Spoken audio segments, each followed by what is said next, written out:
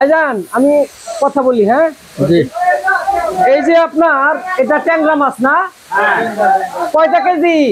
এটা 60 টাকা কেজি। 60 টাকা। হ্যাঁ 60 টাকা কেজি ট্যাংরা। 60 কেজি ট্যাংরা মাছ। জি এখন হারভেস্ট করবেন, বিক্রি করবেন? জি জি বিক্রি করব। আচ্ছা, কতদিন লাগছে হারভেস্ট করতে?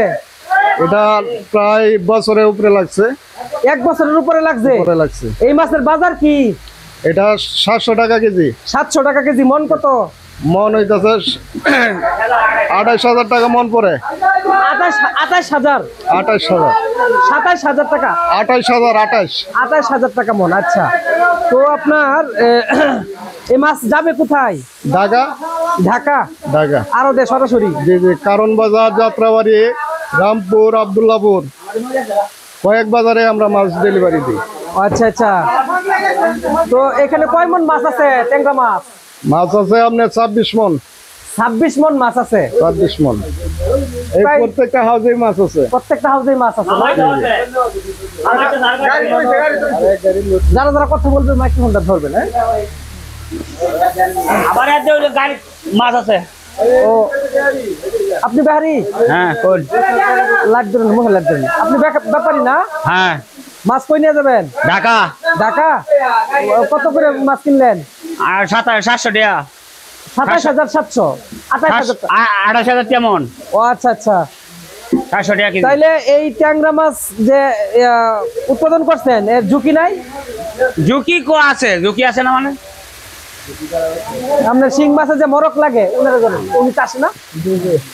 আপনার এই ট্যাংরা মাছে কি কোনো মরক আসে না? আছে আছে, এই চিকিৎসা করতে হয়, কম আসে আর কি। ট্যাংরা মাছ, গুলশা মাছ, এগুলা সবগুলা মাছের চিকিৎসা করতে হয়, অ্যান্টিবায়োটিক খাওয়াইতে হয়, এই মাছের চিকিৎসা করতে হয়। 1 বছর লাগছে এই মাছ না? 1 বছরে প্লাস হয়ে গেছে এগুলা। ও তাহলে কেমন, কত ইনভেস্ট হয়েছিল কত আপনার? এটা তো আমি কিনে আনছি, বুঝছেন? এটা আমার শাসন না, এটা আমি কিনে আনছি। মানে এই মাছটা উৎপাদন করতে চাষির খরচ হয়েছে কত? এটা সঠিক বলতে পারবো না, ভালো টাকা ইনভেস্ট করতে হয়েছে। তো এই অঞ্চল তো শিং, ট্যাংরা, পাবদা, গুলশার জন্য বিখ্যাত। জি জি, আমাদের এলাকায় এগুলা সব চাষ হয়। ট্যাংরা, গুলশা, পাবদা এটা তো একটা হ্যাচারি। হ্যাঁ সরি, এখানে কি পরে সিজনে ব্রিডিং প্রসেসিং শুরু করবেন? আর কয়েকদিন পরে এই হ্যাচারি ব্রিডিং হবে। ব্রিডিং হবেন? কি কি ব্রিড করেন শুরুতে? সব কয়টা মাছ শুরুতে কোনটা দিয়ে শুরু করেন আপনারা? শুরুটা পাবদা। পাবদা দিয়ে শুরু করেন? পাবদা মাছের ডিম আসছে? জি জি, পাবদা মাছের ডিম আসছে। আচ্ছা, এইটা কি ব্রুড হিসেবে ব্যবহার করা যায় না? এই না না, ওইটা তো গুটি হিসেবে ব্যবহার করা যাবে না, এটা এখনো ডিম আসে নাই। ও এটা বড় হয় নাই? না না, বড় আচ্ছা, হয়েছে কিন্তু। ট্যাংরা মাছের ব্রুডটা যে ব্যবহার করেন, জি। এই ব্রুডটা কয়টা কেজিতে থাকে?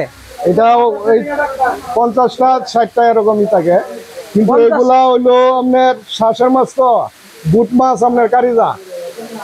আচ্ছা আচ্ছা, বুট মাছ যেগুলার আমরা ব্রিডিং করি, এগুলা কারিজা মাছ, এগুলারে কারিজা ভাবে খাওয়াইতে হয়, তারপরে করতে হয়। তাহলে এই ড্রাম দিয়ে কি আপনার অক্সিজেন করে নেবেন? আচ্ছা, ড্রাম দিয়ে হচ্ছে অক্সিজেন করে না? আর ওই যে পলি করছেন যেগুলা, এগুলা প্যাকেটিং করে ঢাকা চলে যাবে। মানে দুই ভাবে যে নিতেছেন, একটা ড্রামের অক্সিজেন? না না, অক্সিজেনে আনি, তারপরে প্যাকেট করে ঢাকা পাঠাই। ও প্যাকেটে তো আলাদা অক্সিজেন দেন? জি জি, প্যাকেটে 1.5 কেজি করে। সিলিন্ডার দিয়া? জি জি, সিলিন্ডার।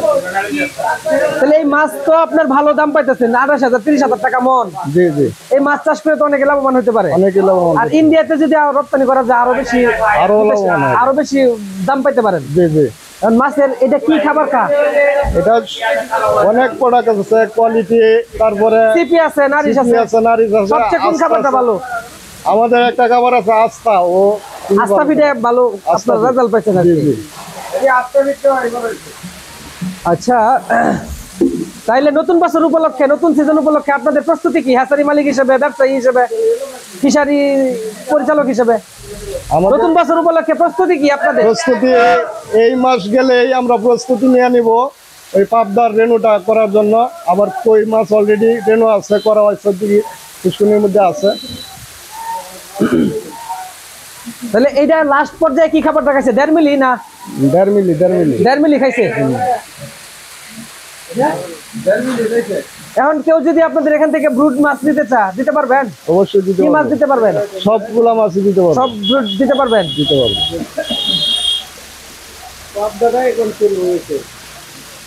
আচ্ছা, ওই রুই বাউস এগুলো কত শুরু? আমাদের কাছে সবগুলা মাছই পাবেন, কালচার থেকে আরম্ভ করে বোনার থেকে রেনুর থেকে সব কয়টা মাছ আমাদের এলাকায় প্রচলিত আছে, আমরাই এইগুলা সব বেশি করি। তাহলে মাছ চাষ করে আপনারা কি সফল? উনি বলছে সফল। এই কোনে ধরেন তো।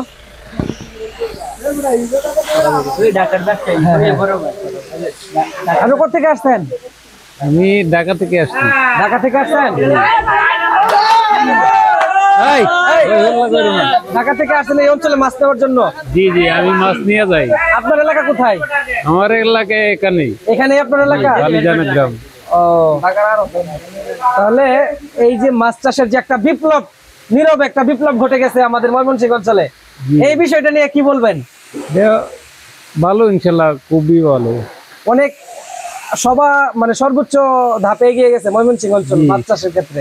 সারা এই সফলতার পেছনে কি সারা থাকতে পারে? বাংলাদেশের ভিতরে আমাদের ময়মনসিংহ তারাকান্দায় সবচেয়ে এই সফলতার পেছনে আপনার কি কারণ থাকতে পারে বলে মনে করেন? সফলতা যেহেতু মাছ চাষের উপরে, তো এই সফলতার পেছনে আমাদের ভালো একটা রেজাল্ট আছে, এটাই উল্টা হয়ে গেছে মনে হচ্ছে। অসুবিধা নেই। তাইলে যারা নতুন এই সেক্টরে আসতে চায়, মাছ চাষ করতে চায়, তাদের উদ্দেশ্যে কি বলবেন? তাদের উদ্দেশ্যে ভালোই বলবো যে যারা আগ্রহী তারা করতে পারে, সমস্যা নেই। আচ্ছা, তাহলে এই মাছ ঢাকা নিয়ে যাবেন? জি। তাহলে এই সেক্টরে যারা মাছ ধরে, জালো আছে, জাল্লা যারা যেটা বলেন, যারা হ্যাচারিওয়ালা, ফিশারিওয়ালা, রেণু চাষি, ফিড ব্যবসায়ী, কোম্পানি, এই খাতে অনেক মানুষ জড়িত। জি, সর্বোপরি একটা অর্থনৈতিক একটা নীরব একটা বিপ্লব এইদিকে। ধন্যবাদ সময় দেওয়ার জন্য।